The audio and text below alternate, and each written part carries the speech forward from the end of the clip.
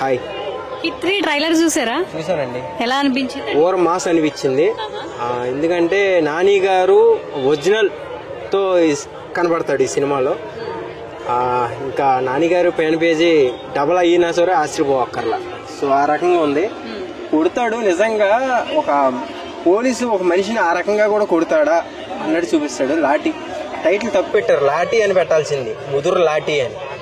అప్పుడు కరెక్ట్ గా సెట్ అయ్యేది నాని గారికి. సరిపోదు శనివారం సినిమాలో ఆయన మాస్ క్యారెక్టర్ లో చూసాం మనం.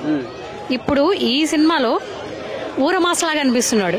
ఆ లుక్ గురించి కావచ్చు, దాని గురించి కావచ్చు, ఏం చెప్తారు? ఊర మాస్ కాదు, దానికి డబుల్ మాస్ వేసుకోవచ్చు మీరు దీంట్లో. అంటే మీరు చూసింది ఇంకొంచెం ఇంతే. మాస్ ఎలా ఉంటదంటే అవకాడ ఈ పురి ఇలా పగిలిపోయి ఇలా లాగుతాడు అన్నమాట. ఒరిజినల్ గా చూపించేస్తారు. అంత మాస్ గా చేశాడు ఇందులో. ఆ రక్తం అంతా కూడా రక్తంలో తడుస్తాడు నాని గారు. ఎక్సలెంట్ గా ఉంటది. గూస్ బంప్స్ వచ్చేస్తాయి ఆ సీన్ వస్తాయి. ఆయన ప్రీవియస్ మూవీస్ చూసుకుంటే సరిపోదా శనివారం మూవీస్ కి ముందు మూవీస్ కి చాలా డీసెంట్, అంటే న్యాచురల్ స్టార్ అన్నట్టు కొంచెం నార్మల్ గా కొంచెం సెన్సిటివ్ క్యారెక్టర్స్ వేసాడు ఆయన. ఇప్పుడు ఓన్లీ మాస్ క్యారెక్టర్స్ మాత్రం ఎంచుకుంటున్నాడు. ఆ లాస్ట్ మూవీ కావచ్చు, ఇది కావచ్చు. దాని గురించి ఎలా అనిపించింది మీకు? అంటే ఆ ప్రీవియస్ మూవీస్ నచ్చాయా లేదంటే మాస్ క్యారెక్టర్ లో నచ్చారా మీకు? మీకు ఈ సినిమాలో ఒక మెసేజ్ కూడా అనిపించింది నాకు. అంటే ఒక మనిషి ఎప్పుడు సైలెంట్ గా ఉన్నా సరే ఏం చేయలేడు అని కాదు.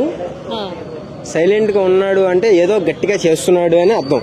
సో ఈ నాని గారి సినిమాతో మాకు అనిపించింది అదే. అంటే మాస్ క్యారెక్టర్స్ కూడా నేను చేయగలనని కదా, సైలెంటే కాదు, ఊర మాస్ కూడా నేను చేయగలనరా బాబు అని తొడగొట్టుకుని ఈ రోజు నిలబడ్డాడు.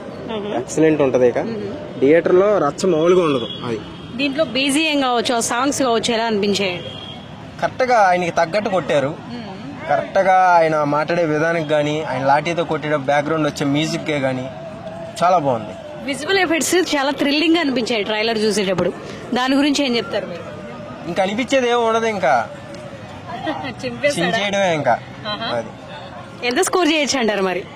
స్కోర్ అయితే ఎక్స్పెక్ట్ చేయలేము ఇప్పుడున్న సినిమాలకి.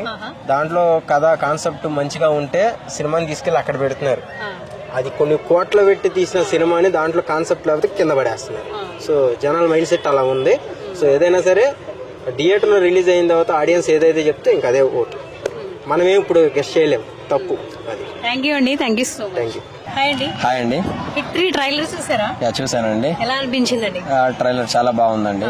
చాలా బాగా నచ్చింది. లుకింగ్ గానీ, బ్యాక్గ్రౌండ్ మ్యూజిక్ గానీ చాలా బాగుందండి. సరిపోదా శనివారం సినిమాలో మాస్ హీరోగా ఆయన ఒక పేరు తెచ్చుకున్నాడు. ఈ ట్రైలర్ లో మీరు చూసిన తర్వాత ఆయన ఎలా అనిపించాడు? ఆయన లుక్ ఎలా అనిపించింది ఈ సినిమాలో? లుక్ చాలా బాగుందండి.